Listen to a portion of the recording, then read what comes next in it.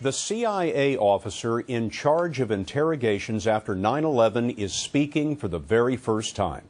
In a 60 Minutes interview, Jose Rodriguez of Puerto Rico tells Lesley Stahl about waterboarding the man who planned 9/11.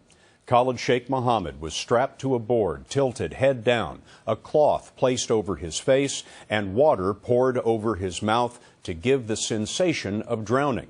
But Rodriguez tells Stahl that Muhammad was tough. They had to pour the water more than 180 times. This is an individual who probably didn't give a rat's ass about having water poured on his face. He never believed for 1 second you were going to kill him. No.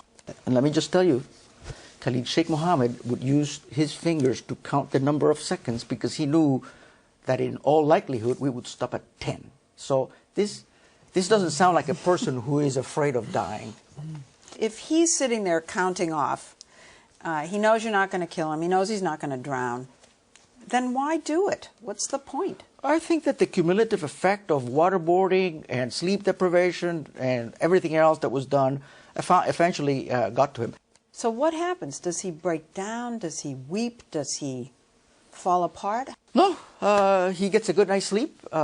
He gets his insure. By the way, he was very heavy and when he came to us, and he lost 50 pounds. What, his insure? You mean like people in the hospital who drink that stuff? Yes.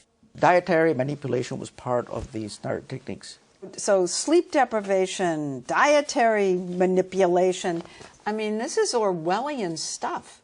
The United States doesn't do that. Well, we do. And Lesley Stahl with 60 Minutes is joining us now. Lesley, what's the story on the insure?